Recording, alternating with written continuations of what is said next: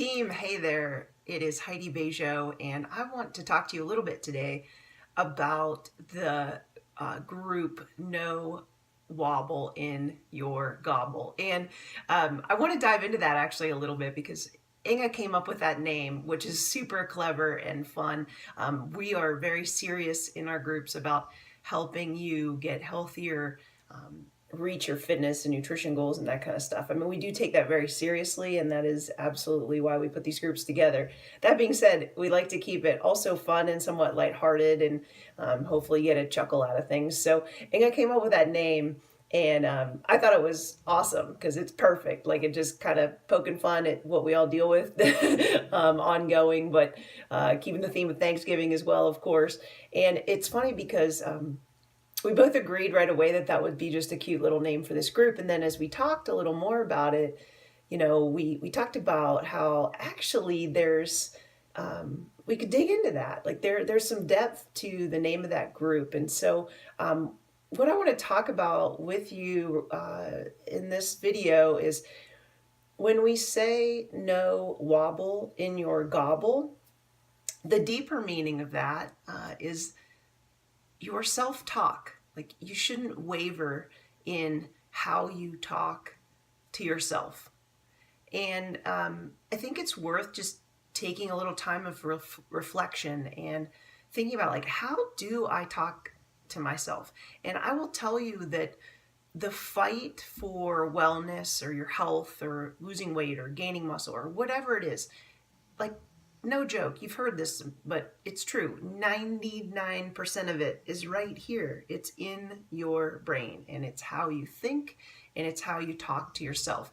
So that honestly is kind of the underlying deeper meaning of why we picked this name for this group. And it is Thanksgiving week, and so I just wanted to give you guys the background on that and why we think that's so important. So I do hope in this week that you take a little time and really think about how you talk to yourself, how you label yourself.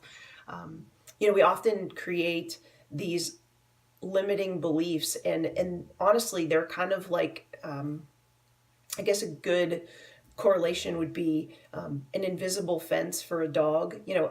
Over time they become trained that literally there's a barrier there that they can't get across, and the reality is there isn't, but obviously they get shocked or something, but I mean, there's no physical barrier preventing them from going anywhere. I mean, another example would be, you've probably heard about, this is sad, but still happens. You hear about, circus elephants that are tied, with big, huge chains when they're little. And then as they get older, they can just hold them with these small little chains that, in theory they could break in a heartbeat. But again, it's just right here. They don't know. And we do that. We do that all the time. So, kind of think about some things that maybe you tell yourself or you label yourself, and let's change that mindset a little bit. I mean, I'm happy to give a couple examples. One thing for me is when I was growing up, it was always, eat the food on your plate, clean your plate basically, but eat all the food on your plate, eat it all, eat it all, eat it all, eat it all.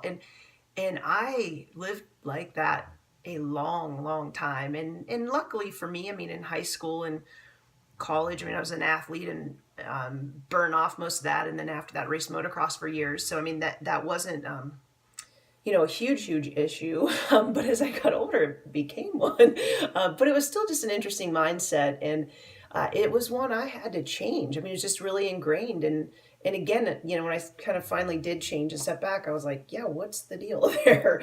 And I'm going to come back to what I replaced that with. But like, that's just an example. Another example for me personally is I never, growing up, like junior high, high school, even college, really. I mean, I was always like, I am not an endurance athlete. Like, I can run, like, I'm a volleyball player.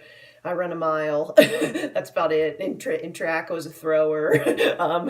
And basketball probably ran more than that, but I was distracted by the game. So I was like, yeah, it's just not my thing. I mean, I'm just not an endurance athlete. And that's another one that I really had to mentally jump over and hurdle as I got older. And by no means am I claiming to be an Ironman or anything like that, but after college and after retiring from racing motocross, my husband and I both got into riding bicycles and stuff more. We did that during motocross. Actually, probably started during motocross racing as cross training. But, I mean, since then I've ridden century rides on a road bicycle, and if you don't know what those are, that's 100 miles in a day. I just on Sunday rode 19 miles of single track trail riding on my mountain bike. I've run 5Ks and 10Ks. Again, not claiming to be a super endurance athlete. I'm not an ultra runner or anything like that, but I mean, I still kind of recalibrated in my mind what I was capable of doing. And truthfully, I feel like if I had a goal to do some of those longer things, I feel like now I have that ability in my mind to make that a reality. It's something I don't necessarily choose to do, but it was a rewiring of my brain to say, like, look, you don't have to keep yourself in this box of, I'm only an interval athlete, volleyball player, whatever, short movement stuff with mostly suicides and occasionally running a mile at the most. So it's been interesting, but we need to do that. So think about you, this is not about me. I'm just giving you a couple examples, but think about you. Like, what are some things you tell yourself? Like, do you tell yourself you're big boned, or do you tell yourself like, I'll never be able to put muscle on? Or do you tell yourself like, I could never quit drinking pop, and I just want you to step back and really think about that and really step back and think about it. Like, I mean, I used to drink, Red Bull and all that stuff. I haven't had it for years now. And I used to drink pop, haven't had that for years now either.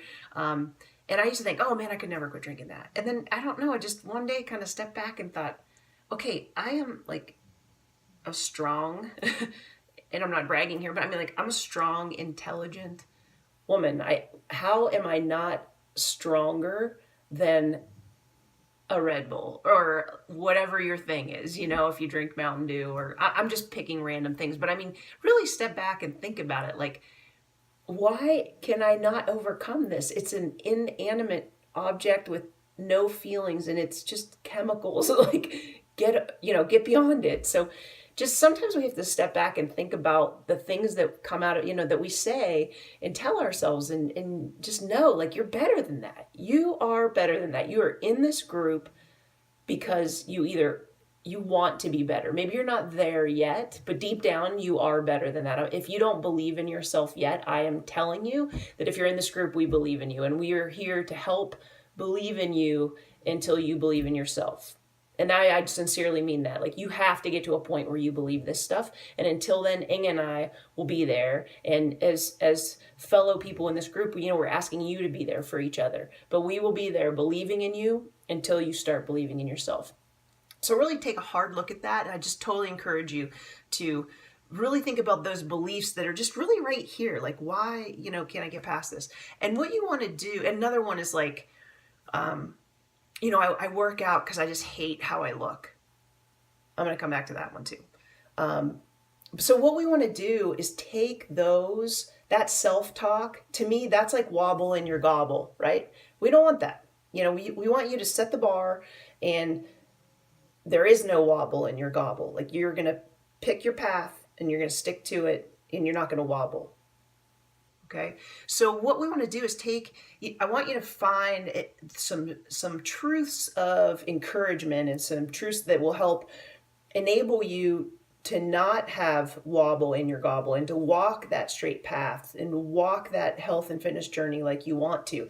So like as an example, if I go back to what I mentioned earlier, where for a long time I always thought, eat your plate. And what I've been able to change that to for my mindset and truth, and it works really, really well with the containers, all the different colored containers, the portion control containers, is I think now of not eat your plate, but eat your portions. So it's just a subtle thing, but it makes a huge difference, in how I look at food, and that food's really just fuel for my body. Food is not necessarily an experience, and it's not decadent. I mean, I'm not saying I don't enjoy it. I'm sure I do, but I mean, I really try to think about food more as fuel. And for me, that shift in saying, instead of saying like eat your plate, clean your plate, to eat your portions and using those containers is total game changer for me. Same thing. I kind of already explained that mind or shift for the endurance athlete side of things for me, and coming back to the workout because I hate how my body looks. A great way to reword that and internalize that for you is I work out and I want to be healthy because I love my body.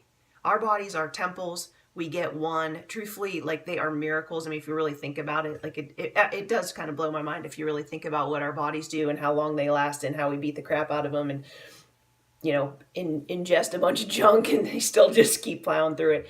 But I mean, seriously think about it.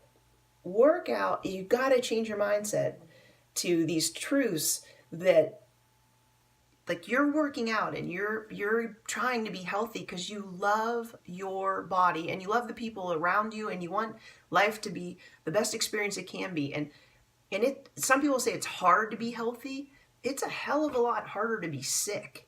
I mean, it's hard not having energy, and it's hard just feeling like crap, and it's hard carrying extra weight, and it's hard feeling stressed.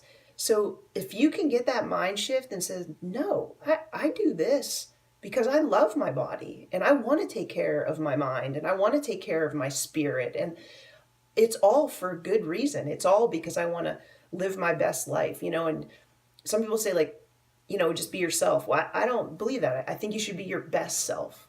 And this stuff all plays into that. So I hope some of these comments, find out your own sayings, figure out what you're saying that is limiting you, and then figure out how to recreate it so that it's motivating you.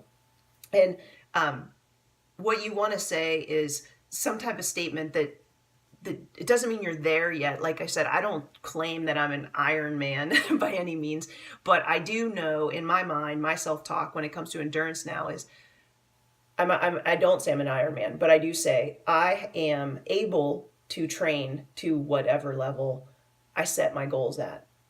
So, and same with nutrition. Like, you might not say I eat perfect at this point in time, but I am learning how to eat better. So really think about how you're talking about yourself and how you're labeling yourself. And let's get that shifted over, because again, you should be working out and doing all this stuff and reading and doing your personal development because you love your body, you love your mind, you love your spirit, and you just want to be your best self. So hopefully that's been a good little thing to think about during this week. It is Thanksgiving week. It's a time to look back and reflect. Inge and I just want to say a huge thanks to you guys. We greatly appreciate you having you in this group. It's been really good vibe. And again, I hope you enjoyed this message of why we really called this group No Wobble in Your Gobble. All right, you guys, take care, be stalwart, live well.